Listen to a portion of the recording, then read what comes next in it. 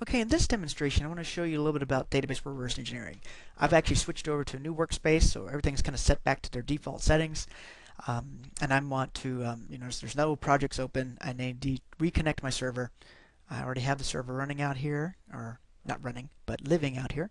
And I'm going to hit next, and I'm going to browse for the home directory, and then it's going to be it's on my C drive.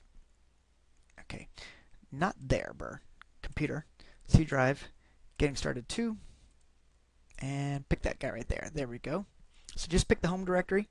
I'm going to pick the JDK 32-bit since that's the JDK installed JBDS with. Hit next and finish. And notice there's the server added. I can start and stop it. Right click on it, start, stop, put it in debug mode. But let's go ahead and do this. I'm going to click on Java E6 Web Project in JBoss Central. I'm going to take the defaults, nothing fancy there. Hit finish. It's of course going to taking that archetype, pushing those bits out to disk, and then of course importing that new Maven project into my IDE. I'm going to hit run in background there, let that thing run. But I can right click on this guy. You can see start, stop. Let's go ahead and hit start. Well, so my project is still being built. It's still being imported into the IDE. I'll go ahead and just try some other things here while we're waiting. Alright, so there's the server up and running. Okay, looks like it's happy. Now the server is brand new. Let's see if we can go to the admin console. Let's see. Okay, I must have already established a password here, so I can look at the deployments. There are no deployments on the server just yet. And let's see if our IDE is finished importing. There we go. Hit finish. So while we're waiting around, well, I guess we're not done. We're not waiting anymore. But in addition, notice I have no deployments here. Let's go ahead and bring in, here's the deployments directory. I'm going to dynamically deploy one of the quick starts. So I'm going to come over here, and in this other directory, I have unzipped the EAP6 quick starts, but the AS7 quick starts will work just as well. And the H2 console, I'm going to copy this war file into the hot deployment directory, otherwise known as deployments here. So whenever you create a project for JBDS, you'll see it show up in the deployments directory for this application server. There's H2 war, H2 console war.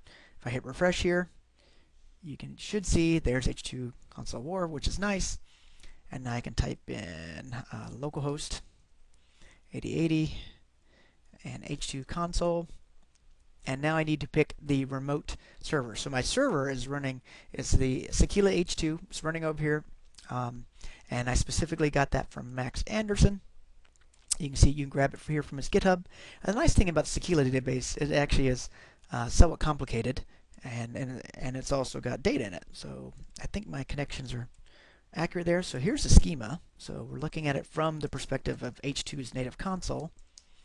I can say select splat from actor. So all these tables are populated as a complicated schema with lots of dependencies there.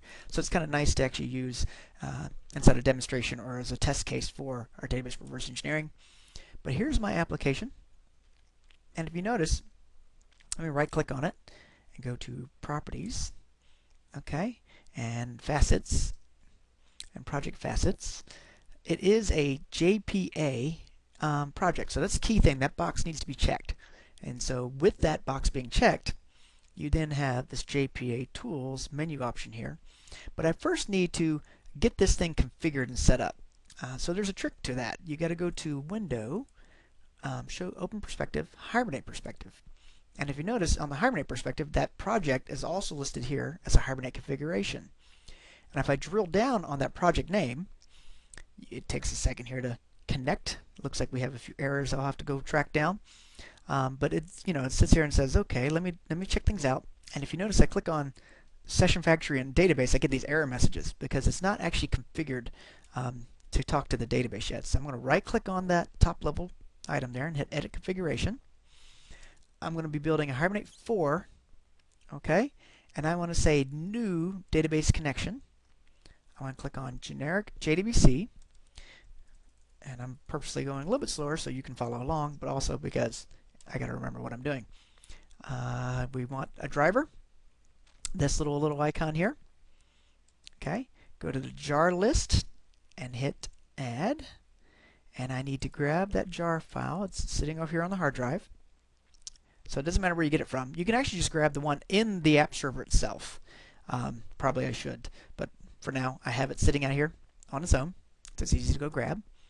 You need to get the JBDC connection URL, and the easiest thing to do is the bat file and the shell script, print it out. And if you notice here in Windows land, you have to actually click on that and say mark and then hit enter. That's how you do a copy. Control-C does not work in that context. Hopefully it's something Microsoft will fix in future versions of Windows so that their command prompts work more with copy and paste. I'm going to hit browse for the class org.h2.driver, and I'll put an SA here and hit OK. And then we'll do a test connection, and then we're going to do finish. Alright, I think the rest of that is okay, so OK. And if I drill down over here again, notice it goes through its process. It says pending. It's refreshing what it can based on the changes that I've made in that configuration. Now that I have a JDBC connection, I can actually drill down on this database section, and I can see the schema, which is very nice. But notice the session factory has nothing in it other than member. So if I go back to that project, I shouldn't say nothing, it has member in it. If we look at the model objects that are part of this project, you can see there's member. So member is what we got by using the archetype. And Sakila is actually a database schema for like a video rental.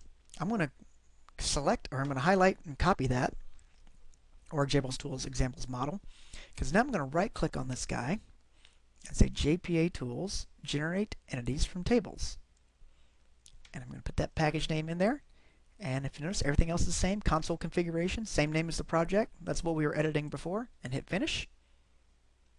And magic happens. You can see there's the entities being generated for me. I can open that up. And then I can go back to my Hibernate view. And let's do a right click and say rebuild configuration. Open that up. And what's going to happen here is it will show me in my session factory section all those new JPA entities have been mapped in, and we can then look at them through the Hibernate tooling perspective. So this takes a little bit longer than I'm used to spending, but it's working on it. You can see it down here in the right hand corner. It's fetching them. And then so there's my database schema again, and there's the session factory, and there are the entities.